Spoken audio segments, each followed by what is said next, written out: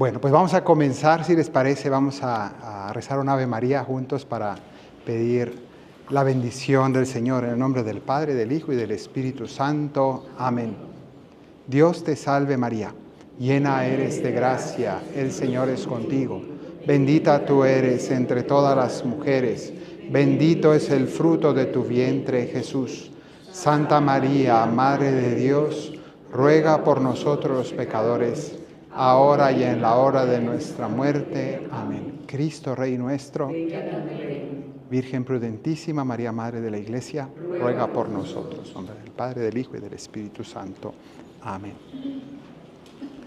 Muy buenas noches, ya casi tardes a todos ustedes.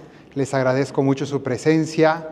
Y bueno, pues primero me presento antes que nada. Soy el Padre Fernando Morales, legionario de Cristo.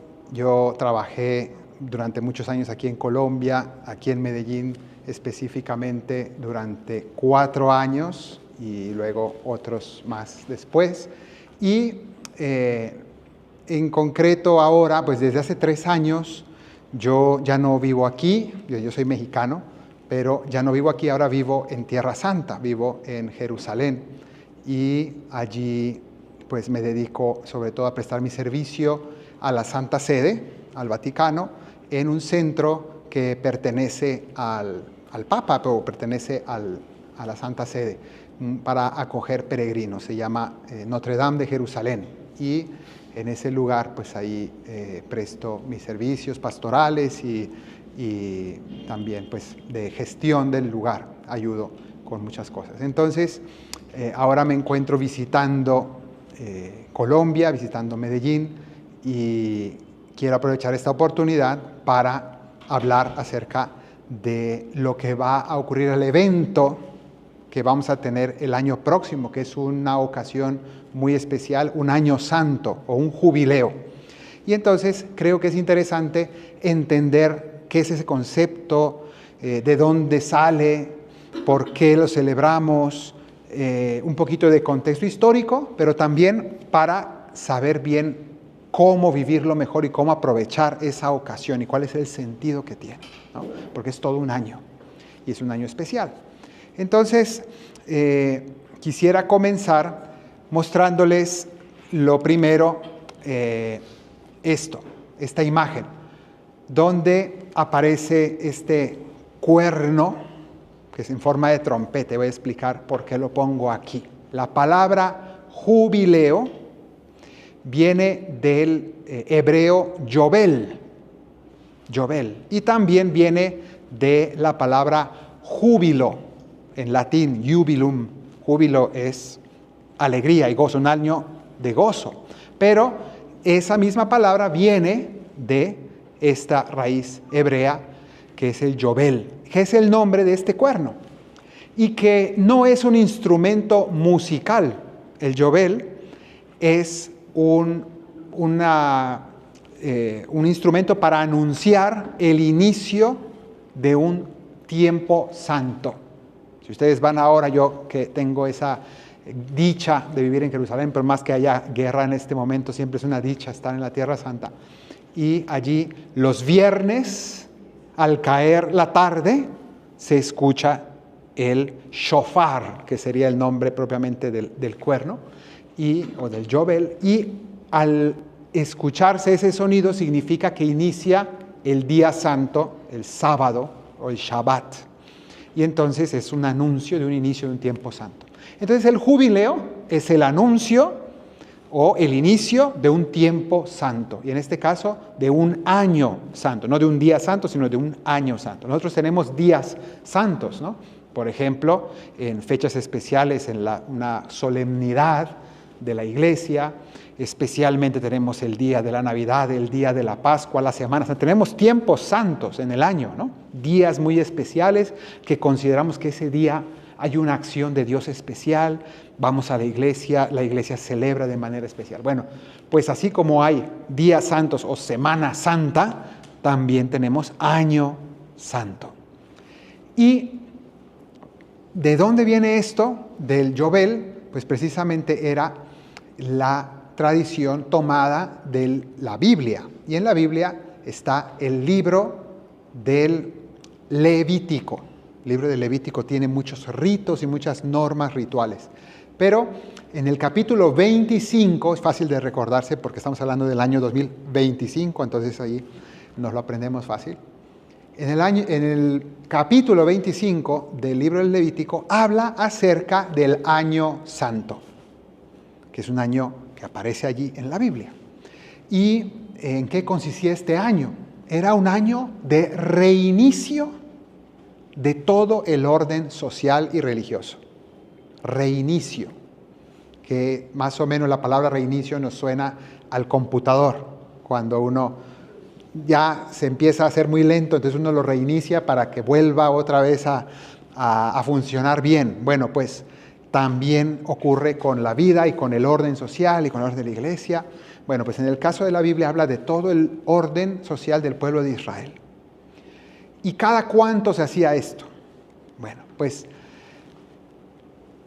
en la Biblia y en el pueblo judío, el número fundamental, el número más especial y más simbólico es el número 7. Y de hecho es el primer número que aparece en la Biblia en cierto sentido porque habla de que la creación hecha en 7 días. Nosotros organizamos el mundo y la vida en semanas. La semana, que es conjuntos de 7 días, es una invención de los judíos y de la Biblia.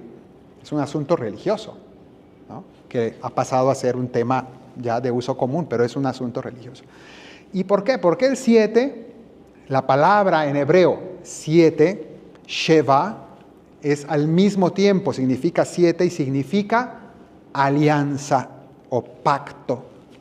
Entonces, los 7 días son recordarle al Señor su pacto con su pueblo.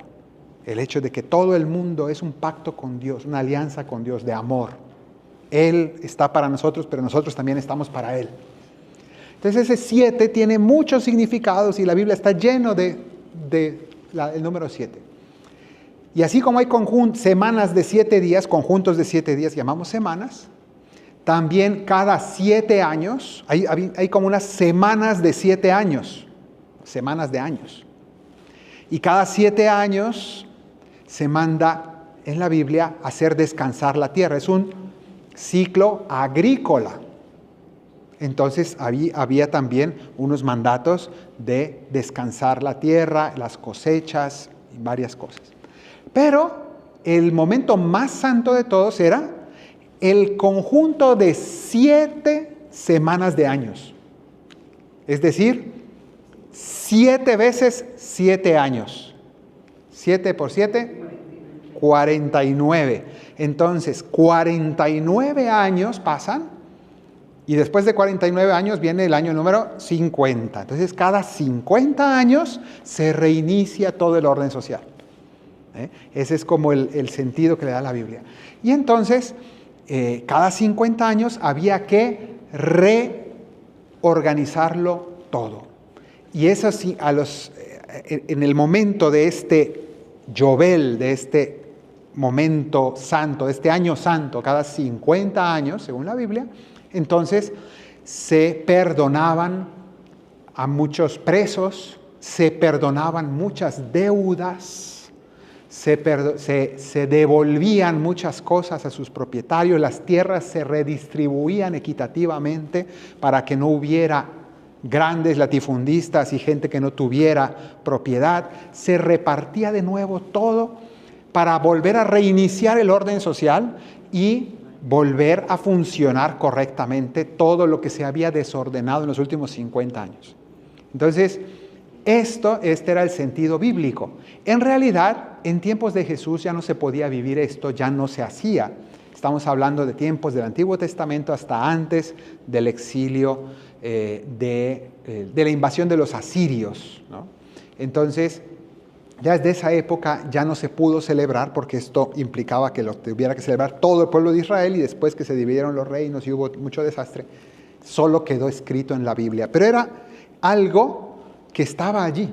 Bueno, ese es el Antiguo Testamento. Entonces, acabo de hablar de cómo lo hacían los judíos y cómo celebraban esto. Hoy ellos tienen otra manera de vivir estas cosas, pero Esa es la base, el trasfondo bíblico de lo que nosotros hacemos. Ahora bien, resulta, ahora vamos a pasar ya a tiempos nuestros, a tiempos de la iglesia. Resulta que después había una práctica que en el medioevo se empezó a promover cada vez más, como una manera de reiniciar no el orden social entero, sino la vida personal. Las personas buscaban un modo de reiniciar su vida. Todos tenemos experiencia de que la vida se nos puede ir desordenando. Y muchas personas sienten la necesidad de tener una oportunidad de hacer un borrón y cuenta nueva, ¿no? De volver a empezar en muchas cosas y de poder enmendar sus pecados y de poder tener una vida nueva, ¿no? Entonces, ¿cuál era esa práctica que se empezó a hacer cada vez más en el medioevo? La práctica de la peregrinación. Y especialmente una peregrinación muy importante era la peregrinación a la Tierra Santa. Entonces, allí, bueno, esta es una imagen del Santo Sepulcro, es la Basílica del Santo Sepulcro. Allí abajo es como hoy está la capillita donde se encuentra la tumba de la resurrección, que siempre fue considerado el lugar más santo del mundo, porque es donde el Señor fue sepultado y de donde resucitó, donde inició la vida nueva. Entonces, el sueño y el anhelo de todo cristiano siempre fue el poder una vez en la vida poder visitar y poder estar y poder tocar este lugar. Y en general la Tierra Santa, pero en concreto esto.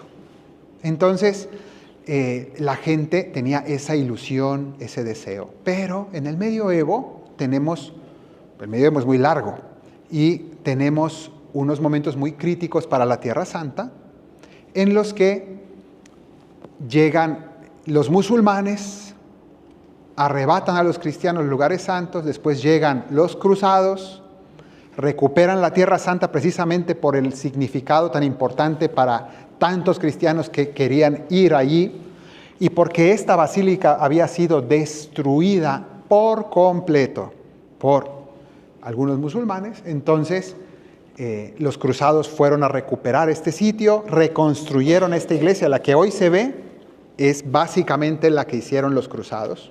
Estamos hablando de finales del siglo XI. Entonces, ellos llegan allí, reconstruyen, recuperan la Tierra Santa y empiezan a ayudar a que las personas vayan de nuevo a la Tierra Santa y viajen hasta allá. Pero después de esto, otra vez los cruzados perdieron los lugares santos, fueron expulsados de nuevo por los musulmanes y así se mantuvo hasta el siglo XX, prácticamente con distintas formas, pero desde entonces, estamos hablando del finales del siglo XIII hasta el siglo XX, prácticamente era un peligro enorme ir a la Tierra Santa. Se podía, pero con mucho riesgo. Entonces, la gente tenía esta práctica de ir a la Tierra Santa y, sin embargo, nosotros, claro, hoy decimos ir a la Tierra Santa, pues compro un pasaje de avión, me subo, hago alguna escala, llego ahí muy cansado por el vuelo y me voy a un hotel y me doy una vuelta por la Tierra Santa y me regreso. Pero en realidad eso no es la peregrinación de la que estamos hablando en ese momento. En aquel tiempo, ir a la Tierra Santa no solamente era llegar y tocar este lugar, que es lo principal, sino que todo el viaje, imagínense ustedes cómo iba una persona hasta la Tierra Santa. Primero, caminar hasta un lugar donde pudieran tomar un barco. No de cualquier puerto podían tomar un barco. Eran viajes larguísimos donde la gente exponía su vida y su salud y era altamente probable que murieran en el intento de llegar. Era lo más probable que una persona caminando, yendo en los medios de la época y llegando a un barco y que el barco se hundiera o que los asaltaran o que tantas y tantas cosas que en realidad la gente cuando emprendía la peregrinación, como dijimos, era para reiniciar su vida, para recomenzar, pero ¿cómo lo podían hacer? Bueno, pues con ese viaje, poner en peligro su vida de una manera heroica, y después, cuando ya no estaba en manos de cristianos el lugar, era todavía más riesgoso porque era llegar a tierras musulmanas arriesgando la vida allí, pero con todo eso iban porque sentían que era una penitencia por sus pecados. De manera que la práctica de la peregrinación, especialmente a la Tierra Santa, se convirtió en una práctica de penitencia que era visto como una indulgencia plenaria que te perdonaba todos tus pecados. Claro, uno se confesaba, pero luego purgaba sus pecados con todo ese viaje, y llegando allí, el hecho de estar en el lugar santo se sentía casi como un nuevo bautismo, como algo, como recuperar la inocencia perdida y como volver a nacer. Entonces ahora nos vamos entendiendo lo que significaba esto. Pero, como les he narrado un poco la historia, resulta que estos lugares santos cada vez fueron más y más inaccesibles e inseguros, hasta el punto que se convirtieron en casi imposibles de visitar.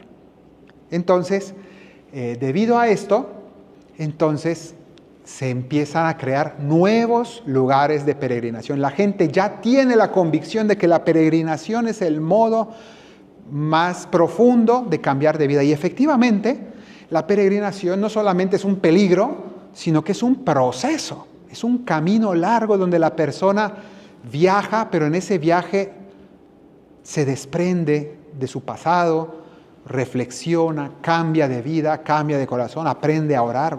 Realmente es un camino de conversión, es una práctica de verdadero cambio interior. Entonces, la gente ya tiene ese ideal del peregrino, pero ya no pueden ir a Tierra Santa. Entonces, ¿cuál es la segunda opción? Vamos a otra Tierra Santa que es la tumba de los apóstoles del Señor. Concretamente la tumba de San Pedro, el príncipe de los apóstoles, y la tumba de San Pablo. ¿Dónde están enterrados los dos? ¿Dónde murieron ellos dos? En la ciudad de Roma. Entonces, la tumba de San Pedro está en el Vaticano, la Basílica de San Pedro. Esta que está aquí es la actual, que es justamente después del medioevo, al terminar el medioevo.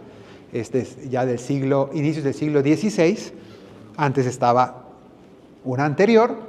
Y esto hace que la gente empiece a ir a peregrinar, pero ahora a Roma, que además era un poquito más fácil para Europa ir a Roma que ir a Tierra Santa, era más cerca. Pero aún así, estamos hablando de viajes larguísimos y estamos hablando también de algo, de una hazaña verdaderamente para llegar a este lugar, a tocar, y él se convirtió en el anhelo de vida. Una vez en mi vida tengo que llegar a tocar la tumba de los apóstoles Pedro y Pablo.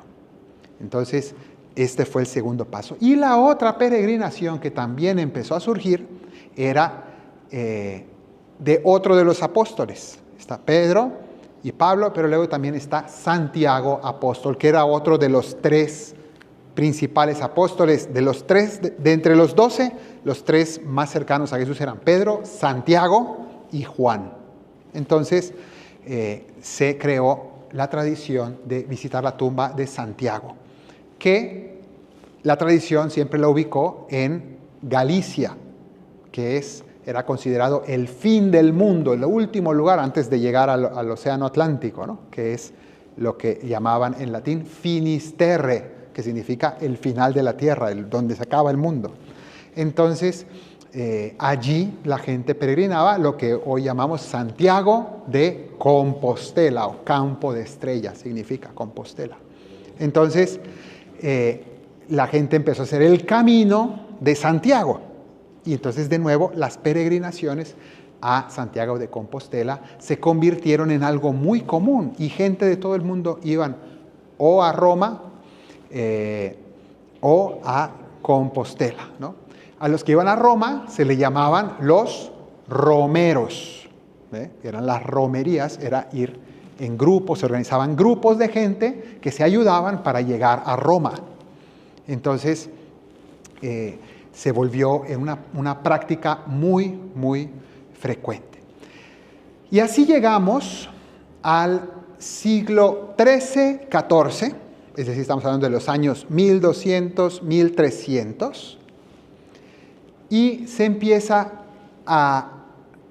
la Iglesia empieza a tener ya conciencia de que esto es algo muy, muy popular, que son muchísimas las personas que están haciendo estas prácticas de peregrinación, le quiere dar un orden y también le quiere dar una cierta bendición especial a esa práctica que hace mucho bien a las almas. Entonces, lo que hace el Papa es declarar unas indulgencias especiales. Y entonces ya a finales del siglo XIII, es decir, 1290 y tantos, se empiezan a proclamar ciertas indulgencias especiales llamadas un perdón especial. Entonces, el que peregrine en tal fecha, tal lugar, recibe un perdón especial. Y de esos perdones queda todavía uno muy famoso a inicios del mes de agosto, que en todo el mundo se practica, que se llama el perdón de Asís, por ejemplo, ¿no? Que es esos días quien visite una iglesia franciscana en cualquier parte del mundo puede obtener una indulgencia. Entonces, eso viene de esa época, empezaron a hacer estas prácticas y en el año 1300, así exactito, 1300, el Papa Bonifacio VIII declaró el primer jubileo de la historia. Entonces es la primera vez que el primer jubileo católico de la historia. A imagen de esos jubileos bíblicos que expliqué al inicio, entonces de una manera semejante, un año santo, un año especial de gracia, donde se invitaba a la gente a peregrinar a la tumba de San Pedro y a la tumba de San Pablo, y así reiniciar la vida de uno con una práctica especial, ¿no? Porque en el fondo pues era visto como salir de mi vida, hacer una pausa grande y cambiar toda mi dinámica de existencia y dejar atrás el pecado. Entonces, esto fue el primer jubileo, en el año 1300. Y se empezó a hacer primero cada 100 años, después cada 50 años. Y con el tiempo y la afluencia de gente, un papa decidió que esto se iba a hacer cada 25 años. ¿Para qué? Para que a gran mayoría de los seres humanos les tocara la oportunidad al menos de vivir un jubileo durante su vida y poder tener esa oportunidad de tener un reinicio profundo, de volver a la conversión. Entonces, desde esas épocas hasta el día de hoy, la Iglesia mantiene la práctica de que cada 25 años hay un jubileo. Es decir, siempre en el cambio de siglo, y después al año 25, al año 50, al 75 y otra vez, ¿no? Entonces, nosotros tuvimos un jubileo en el año 2000. Y, sin embargo, uno diría, bueno, el siguiente va a ser el del 2025. Sí y no, porque esos son los jubileos ordinarios y luego los papas pueden también proclamar un jubileo extraordinario, es decir, fuera del ordinario. Y en este caso el Papa Francisco ya lo hizo. Hace unos años tuvimos el jubileo, que fue en el 2018, si no me equivoco, el jubileo de la misericordia, Año Santo de la Misericordia. Entonces, para esa ocasión, ahora explicaré esta práctica, entonces lo que es la Puerta Santa. Entonces, esta foto es para aquella ocasión y volveremos a ver algo similar a finales de este año, cuando inicie el jubileo ordinario. Entonces, tuvimos el año extraordinario de la misericordia, proclamado por el Papa Francisco. Este siguiente será llamado el Jubileo de la Esperanza, así como ya tuvimos uno de la misericordia y el tema central fue la misericordia.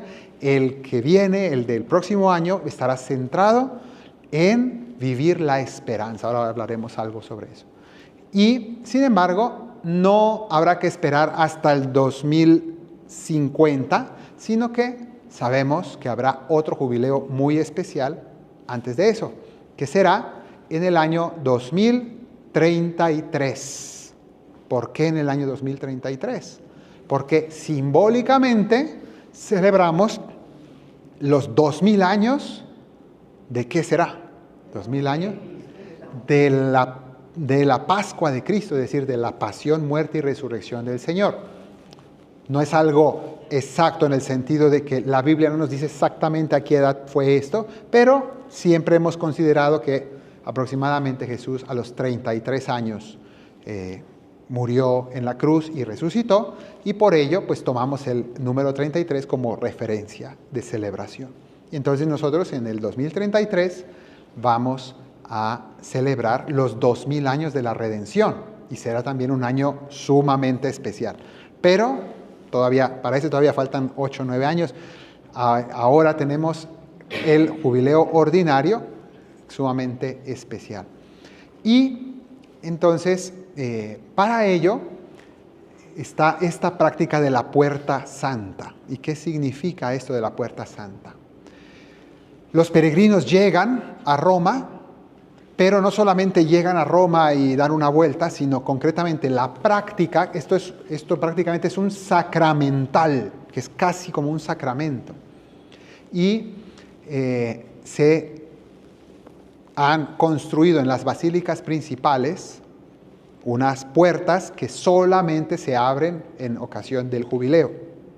Y entonces a eso se le llama la puerta santa. ¿Y por qué una puerta? Porque hace referencia a una frase del Señor en el Evangelio de San Juan, capítulo 10. Él dice, yo soy la puerta de las ovejas, ¿no? Entonces nosotros queremos entrar. ¿Puerta de qué? Puerta del cielo, ¿no? Entonces nosotros queremos entrar al cielo a través de ¿quién? De Cristo. Entonces la puerta es Cristo, y al entrar por esa puerta nosotros simbolizamos que queremos entrar por Cristo, a través de Cristo.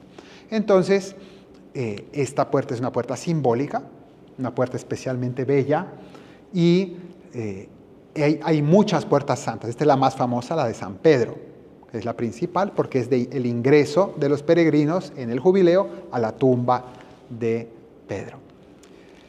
Y esta puerta no solamente se cierra con llave, sino incluso cuando termina el jubileo, además de cerrarla, se construye un muro detrás de la puerta, de manera que ahora, para el mes de diciembre, tienen que tumbar ese muro y volver a despejar para que se pueda abrir y comenzar el jubileo. ¿En qué fechas va a ser el jubileo próximo? Bueno, pues inicia no el 1 de enero. Uno diría, pues si es el 2025, será del 1 de enero al 31 de diciembre. No. El jubileo iniciará en la noche de Navidad de este año, es decir, la noche del 24 de diciembre, hora de Roma, y allí será la ceremonia de apertura de la Puerta Santa. Y la Puerta Santa estará abierta desde ese momento todo el año hasta la fiesta de Epifanía, 6 de enero 2026. Es decir, que estamos hablando de 1 año y 15 días aproximadamente, sumando una semana antes y una semana después. Esa es la duración del jubileo. La apertura de la Puerta Santa de Roma y la clausura de la Puerta Santa de San Pedro serán esas fechas, y luego, justo después de la apertura y justo antes, los días antes de la clausura, habrá otras aperturas de puertas santas de otras basílicas en Roma y también de las catedrales locales, porque la Iglesia actualmente ha querido que también en todas las diócesis del mundo haya una puerta santa donde la gente pueda acudir, porque la indulgencia que el Papa quiere dar no es un privilegio exclusivo de quien puede ir a Roma, ¿no? Sino es para todos.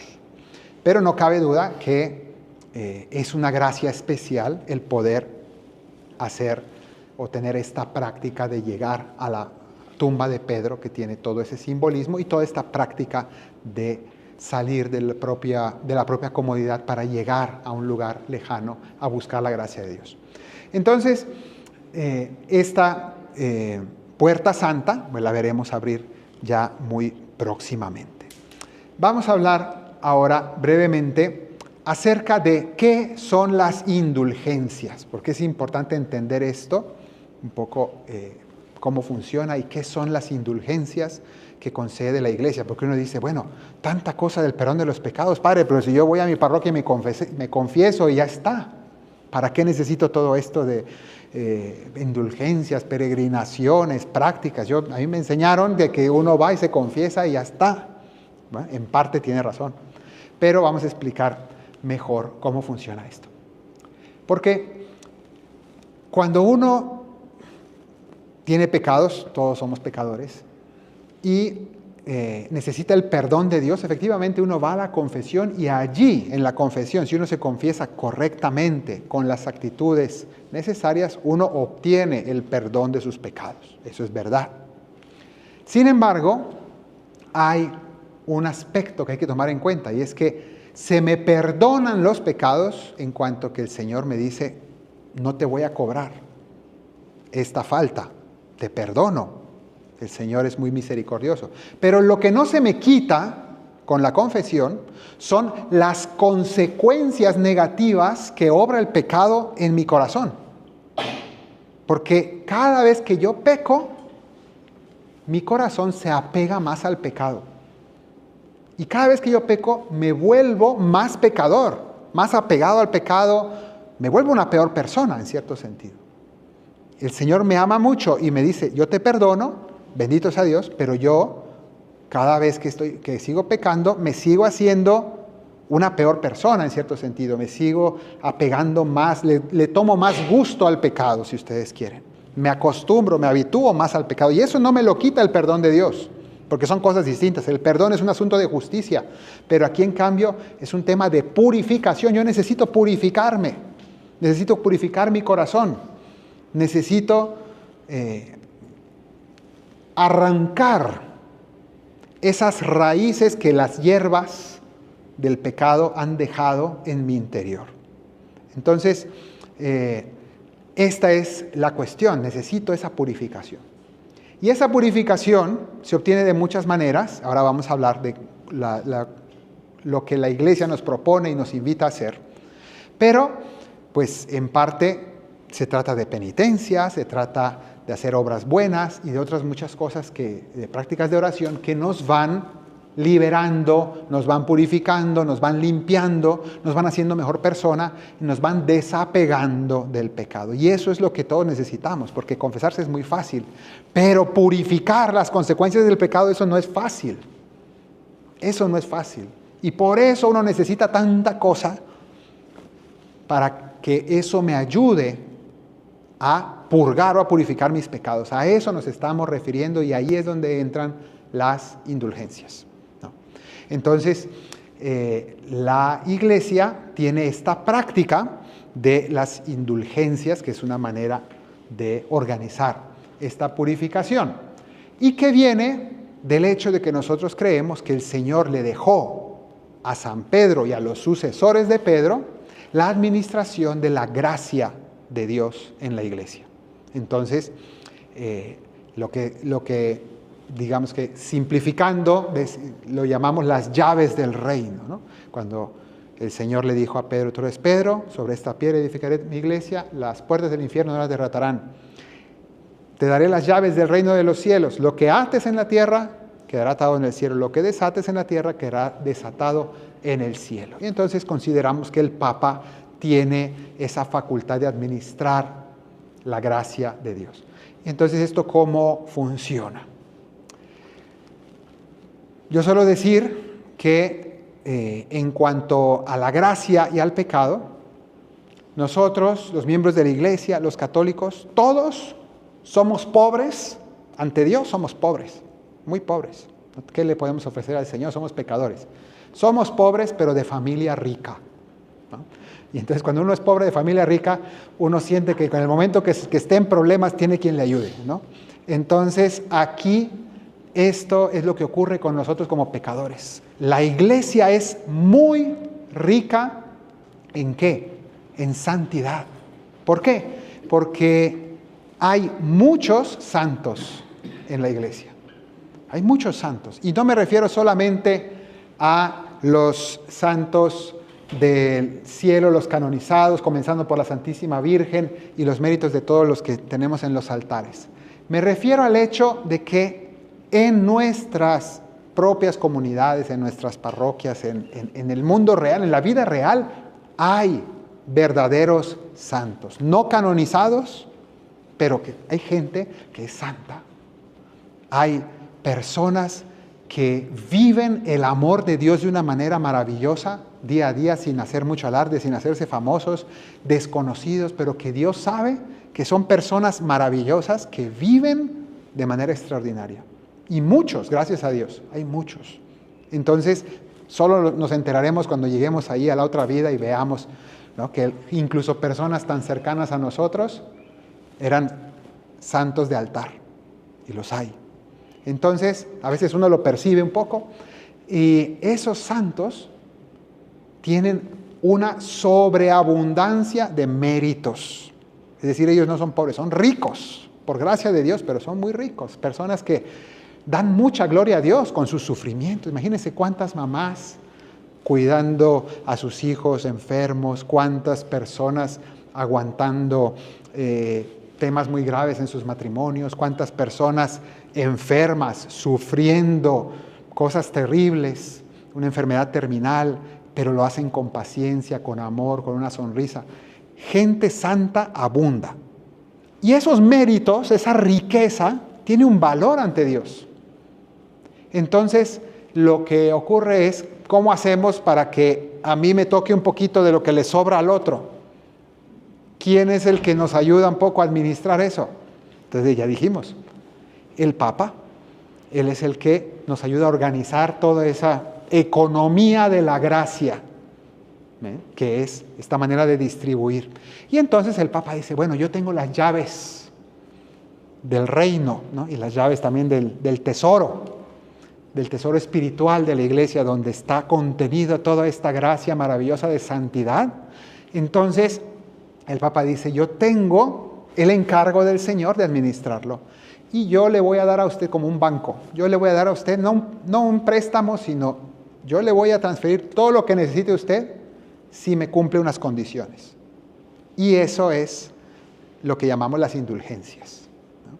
Entonces el Papa organiza desde la Santa Sede una manera organizada, ordenada, de ganar indulgencias, de ganar esa gracia que necesito para purificar mis pecados, para compensar ante el Señor todo lo que yo he desfigurado en mi corazón por el pecado.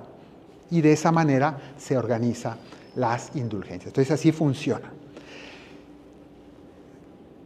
Normalmente, en la organización actual de la iglesia, eso se ha reformado y se ha simplificado, pero normalmente lo que se pide para las indulgencias plenarias, hay una lista de prácticas que tienen indulgencia plenaria. Entonces la iglesia te pide una práctica que tenga indulgencia, ahora vamos a explicarla. Segundo, confesarse en el marco de una semana antes o después de esa práctica. Entonces, práctica me refiero a la peregrinación, a una oración especial, a algo que el Papa nos invite a hacer. Ahora vamos a ver una lista. Entonces, la práctica que tiene indulgencia, confesión en el rango de una semana antes o después, comulgar también con ocasión de esa indulgencia, y finalmente orar por las intenciones del Santo Padre, reconociendo que esto es una gracia que el Papa administra y nos concede, ¿no? Entonces, esta manera de organizarlo funciona más o menos como un papá que les da un caramelo a sus hijos si cumplen sus responsabilidades, sus tareas. Entonces, básicamente es eso. El Papa dice, miren, todos deberíamos orar, hacer penitencia, portarnos bien, ayudar al prójimo, pero como a veces no nos nace, entonces yo les doy un premio si lo hacen. Y entonces esa es la indulgencia, ¿no? Y de esa manera se organiza para que nos motive a hacerlo. Y el jubileo es un momento especial donde la Iglesia hace como una campaña espiritual fuerte y nos invita a toda la Iglesia. Durante este año vamos a poner todo para renovar nuestra vida, para renovar la Iglesia, para renovar el mundo, porque necesitamos un impulso más fuerte, necesitamos poner más entusiasmo a la vida espiritual, y eso nos ayuda, un año más intenso de gracia, ¿no? Entonces, estas condiciones que he dicho, una acción indulgenciada, un acto indulgenciado, algo que lleve indulgencia, confesarse, comulgar y orar por las intenciones del Papa. Y de esa manera uno gana una indulgencia plenaria. Y en cierto sentido es bastante sencillo hacerlo. Pero en el jubileo, y más si uno tiene ocasión de hacer una peregrinación con ocasión del jubileo, es un modo de no solamente ganar una indulgencia sencilla, sino de hacerlo de manera muy solemne, de manera muy especial, para que así uno ponga toda la actitud en el corazón. Porque hay que decir una cosa, las indulgencias, así como las he explicado, no son algo simplemente automático. Ya hice esto, pum, ya estoy salvado. No funciona así. Eso requiere de que uno tenga la actitud interior correcta, de que uno de verdad esté arrepentido, de que uno de verdad esté desapegado del pecado.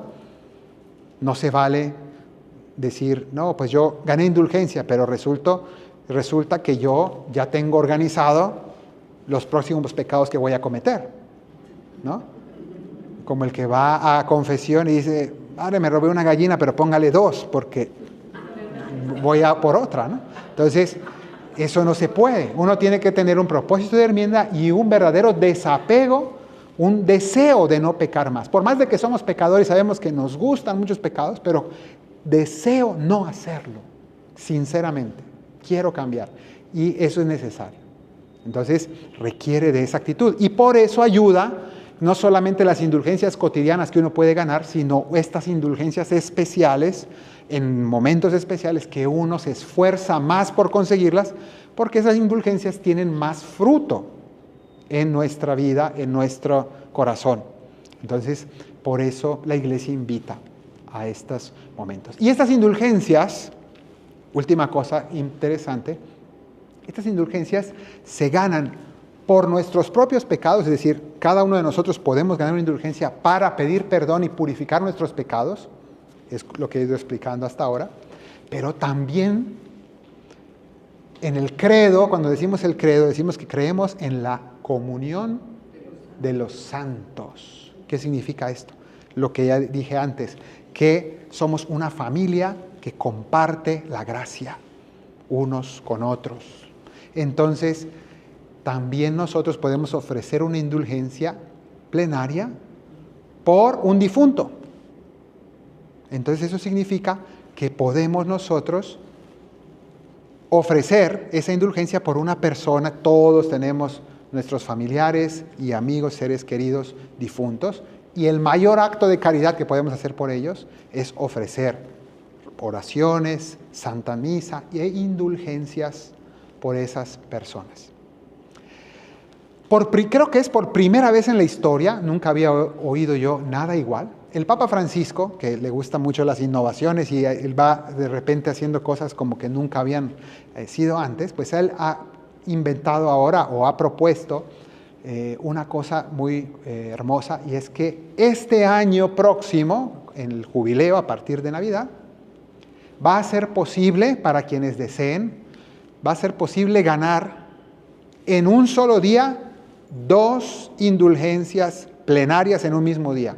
La norma siempre ha sido que máximo 1 al día, o para ti o para un difunto. Bueno, pues ahora, para el próximo año, solo durante este año, todos podrán ganar 2 indulgencias si las 2 son para difuntos.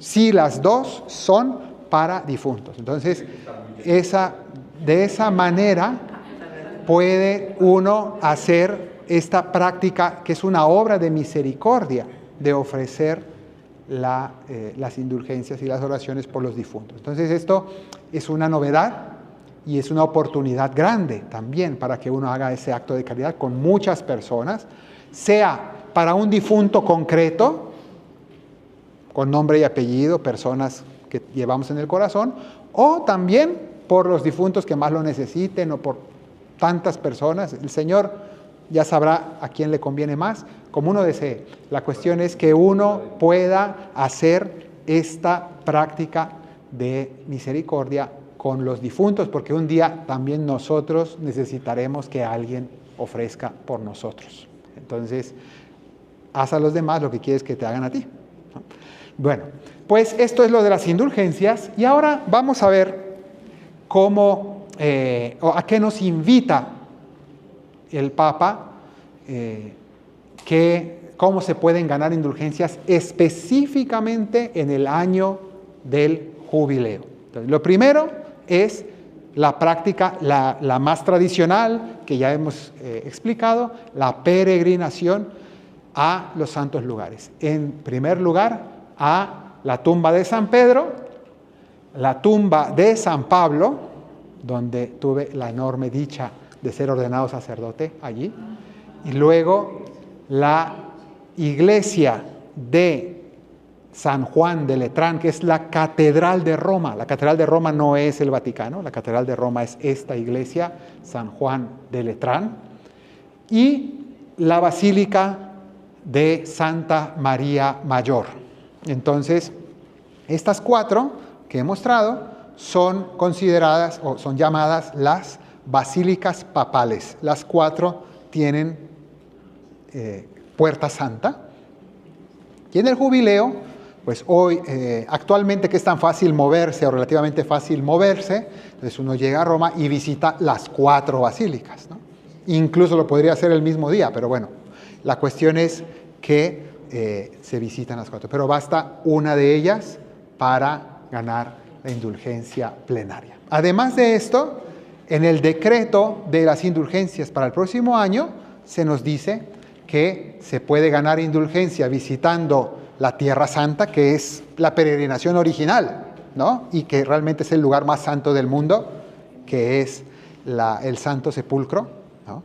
Tengo la enorme dicha de vivir a menos de 10 minutos a pie de este lugar, y también la Basílica de la Natividad, en Belén, donde nació Jesús, y la Basílica de la Anunciación en Nazaret, la casa de la Virgen, donde el ángel anunció a María.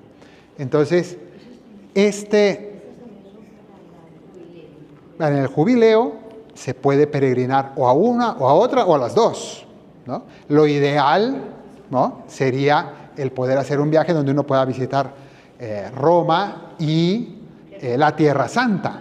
Pero, y de hecho sería de desear, pero dadas las circunstancias actuales en la Tierra Santa, pues es muy poca la gente que se plantea hacer esto. Yo les digo ya de entrada que quien quiera ir, vaya. Yo vivo allá y realmente uno puede ir. Yo ahora, dentro de 15 días, tengo un grupo de personas que van a ir desde Colombia y desde Estados Unidos a peregrinar conmigo en la Tierra Santa. Y se puede estar. No, vamos a decir que, yo digo, no es que haya peligros encima inminentes, lo que hay es gran incertidumbre. Y claro, la incertidumbre no es porque haya una cosa que te va a caer encima, sino porque no sabes qué va a pasar, si van a cancelar vuelos, si va a pasar esto, si se va uno a quedar varado en el país. Entonces, eso es lo que hace que una persona, pues, normalmente en este momento no están yendo muchas personas, son más bien muy poquitas las que se atreven a ir, pero realmente tiene su premio también, porque en este momento la Tierra Santa está tan tranquila y tan vacía que uno puede visitarla de una manera privilegiada, en donde cada lugar santo está exclusivamente para los pocos valientes que se atreven a ir, y entonces realmente es una visita maravillosa. Ya después les mostraré un poco sobre eso, porque es un privilegio, es un gozo estar ahí en este momento, y vale la pena.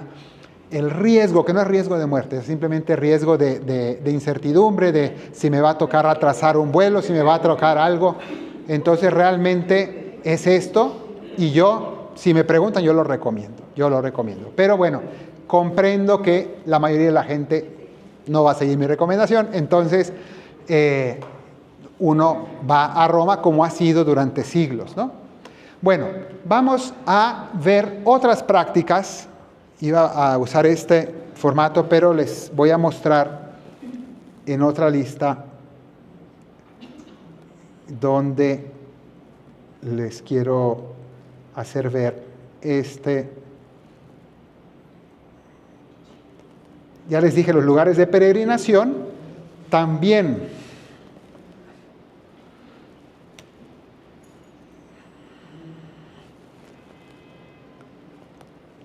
les dije que en los lugares santos, y dice en otros lugares del mundo. Entonces dice aquí, las 2 basílicas papales menores de Asís. Entonces va a hablar de otras iglesias que también se invita a visitar. 2 basílicas papales menores de Asís, que es la de San Francisco y la de Santa María de los Ángeles, que es la Porciúncula. Las basílicas pontificias de la Virgen de Loreto, todas estas están en Italia. La Virgen de Pompeya, San Antonio de Padua, cualquier basílica menor. Entonces aquí ya se internacionaliza más, porque basílicas menores, entonces uno puede ir aquí, por ejemplo, a Chiquinquirá, o a el Señor de los Milagros de Buga, o a otros muchos lugares. Iglesia catedral, la Catedral Metropolitana, o con catedral, santuarios marianos, y cualquier insignia iglesia, colegiado, santuario designado por cada obispo diocesano eparquial. Es decir, la idea es que uno pueda ir, incluso si no tiene los medios para ir muy lejos, de verdad pueda hacer una peregrinación. Pero como les digo, si uno tiene la oportunidad de hacer la versión más solemne, pues es ocasión de que uno pueda hacer una práctica especialmente sentida y profunda de purificación interior. Entonces, además de esto, dice, otras maneras de ganar indulgencia, no solamente peregrinando, hay más. Obras de misericordia o penitencia recomendadas. Primera, misiones populares. Entonces, ir de misiones. Aquí, quienes son del Reino Christi conocen bien la práctica, pues aquí hacer misiones populares de ir a predicar el Evangelio, a tocar las puertas, a anunciar e invitar a las personas a acercarse a Dios. Es una práctica que en el jubileo de manera especial otorga de indulgencias y purificación interior. Ejercicios espirituales durante un fin de semana al menos, dedicarse a la oración, un retiro de fin de semana, un retiro de conversión. ¿Qué está haciendo la iglesia? Invitando a que la mayor parte de la gente pueda hacer estas cosas. Hay gente que no lo hace, que dice, no, yo no retiros, no. Bueno, este año sí. No tengo la costumbre, no, pero este año, aunque no tenga la costumbre, ve y haz un retiro de fin de semana. Te va a hacer mucho bien. Te va a hacer mucho bien, y además el Papa te da premio, porque quiere que todos los hijos de la iglesia cambien de vida y sean bendecidos. Luego, número 9. Encuentros de formación sobre documentos del Concilio Vaticano II o el Catecismo de la Iglesia Católica. Es decir, una profunda catequesis, que durante ese año se hagan verdaderos programas de formación donde la gente pueda acrecentar su conocimiento del catolicismo, de su fe, de poder conocer mejor el catecismo de la Iglesia Católica. Número 10. Quien se dirige a visitar por un tiempo adecuado a los hermanos que se encuentran en necesidad. Este es muy interesante como lo explica aquí, porque dice enfermos, encarcelados, ancianos en soledad, personas con capacidades diferentes. ¿Y cómo hay que hacer esa visita de los necesitados? Dice aquí, como realizando una peregrinación hacia Cristo presente en ellos. Es decir, que en el momento que yo voy a visitar a un anciano, o a visitar a un enfermo, o a visitar a un encarcelado, estoy yendo de peregrinación a Cristo. Estoy yendo a un lugar santo. La cama del enfermo es un lugar santo. La cárcel es un lugar santo, ¿no? Y muy santo, que es un lugar de purificación, es un lugar de sufrimiento, es un lugar donde Cristo está padeciendo en la persona de los cristianos. Entonces, el darle ese sentido espiritual de ir, y dice por un tiempo adecuado, es decir, que no es nada más llegué, indulgencia y me voy, ¿no? Ir, dedicarle mi tiempo a la persona, ir a compartir el dolor y llevarle cariño y afecto a esas personas. Entonces, qué importante es que no nos perdamos ninguna. Este no lo veamos como una lista de optativos. ¿Cuál voy a escoger de estas? No, todas. Tenemos, ¿cuántos son? 365 más 14, ¿no? Días. Entonces, una por día al menos. Y ya nos dijeron que podemos hasta 2. Entonces, imagínense. 11. Esta es muy buena también e importante. Dice, absteniéndose en espíritu de penitencia, al menos durante un día, de distracciones banales. Penitencia. Normalmente hemos hablado de que la penitencia siempre se ha presentado como abstinencia de carne, ¿no? Y está bien. Y la iglesia, aunque muchos no lo saben, la iglesia pide que todos los católicos los viernes nos abstengamos de comer carne. Pero en Cuaresma, no solo en Cuaresma, en todo el año. La iglesia nos invita a una abstinencia de carne todos los viernes para unirnos al Señor. Es una invitación que aquí se amplía y dice, abstenerse al menos durante un día de distracciones banales, sean reales, o sea, ir a lugares de diversión, o también virtuales, es decir, no perder el tiempo en redes sociales o en la televisión, es decir, dedicar mi día a cosas provechosas, sea de trabajo, de familia o de oración, o cosas que me hagan bien, pero no a perder el tiempo en distracciones banales. Entonces, si planeo un día sin esto, para muchos es una penitencia dura. Estamos habituados, es tan fácil perder el tiempo en tonterías y el Papa nos invita al menos un día. Entonces, aquí nos dice, por ejemplo, medios de comunicación, es decir, televisión y redes sociales, lo que hemos dicho, y de consumos superfluos, importantísimo. Consumo no solo de información, no solo de redes sociales, sino ¿dónde uso el dinero? Compras innecesarias. Entonces, todo esto, quitar consumos superfluos. Por ejemplo, ayunando o practicando la abstinencia según las normas generales de la Iglesia y las especificaciones de los obispos. El momento, el día más indicado, no es que sea el único, puede ser cualquier día, pero el día más indicado son los viernes, como día penitencial, es la práctica tradicional de la Iglesia, para que así uno, mi penitencia, mi sacrificio, que aquí se me propone, con el sacrificio de Cristo en la cruz. Y de esa manera tiene mayor significado. Luego, otorgando una proporcionada suma de dinero a los pobres. Proporcionada significa no 2 monedas, pero tampoco me dicen cuánto, cada uno según su posibilidad. Pero que uno diga, voy a ayudar a alguien que lo necesita en verdad. Dice la Escritura que la limosna cubre multitud de pecados. Pecadores somos todos, pero un camino también de purificar los pecados es yo aportar, ayudar a aquellos que más lo necesitan, porque es un acto de justicia, no solo de caridad. De caridad es que uno ayuda, sí, pero de justicia. Es decir, esa persona no ha tenido las mismas oportunidades que yo. En justicia yo debo abrirle oportunidades a otros. Entonces, allí es el sacrificio de compartir los bienes que Dios me da.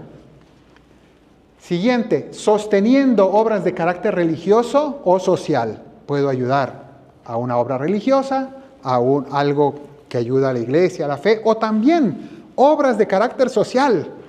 Basta que no sean cosas malas, ¿no? Pero también fundaciones que, aunque no sean religiosas, pero que uno ve que realmente están ayudando a la sociedad, a los que lo necesitan. Entonces, apoyar.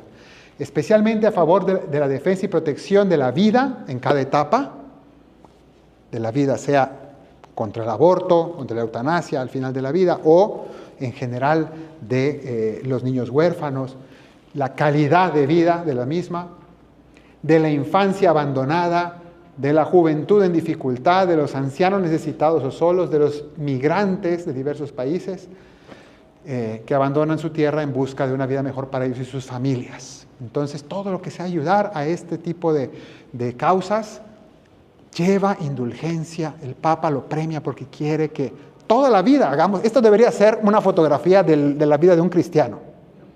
Pero, si no, al menos el jubileo vamos a ensayar, ¿no? Para ver si se nos pega algo y se nos queda para después del jubileo. Eso es. Después, dedicando una adecuada parte del propio tiempo libre a actividades de voluntariado. Es decir, uno puede dar dinero, pero hay otra cosa muy valiosa que tenemos, nuestro tiempo. Darle nuestro tiempo a visitar a los enfermos, sí, pero también al voluntariado. Entonces, ir y participar en tantas cosas que hace falta manos y pies para ayudar. Entonces, y también aquí al final habla de cómo pueden ganar indulgencia también los enfermos que no pueden hacer quizá nada de esto. Quizá no pueden salir, no pueden ir a visitar, no pueden ir a peregrinar, no pueden ir, pero también ellos tienen una manera. En atención a quienes no podrán participar en solemnes celebraciones, peregrinaciones o visitas por grandes motivos, también para los monjes y monjas de clausura que no salen de su monasterio, los ancianos, los enfermos, los reclusos, los que están en hospitales o porque cuidan enfermos también y no pueden moverse, estos conseguirán la indulgencia jubilar con las mismas condiciones. Dice aquí, con las mismas condiciones, si unidos en espíritu a los fieles en presencia, particularmente en momentos en los cuales las palabras del sumo pontífice o obispos diocesanos sean transmitidas a través de los medios de comunicación. O sea, pueden unirse a las celebraciones por televisión o por internet y de ese modo luego rezar el Padre Nuestro, la profesión de fe y otras oraciones conforme a las finalidades del Año Santo. Entonces, estas son las maneras como se nos invita a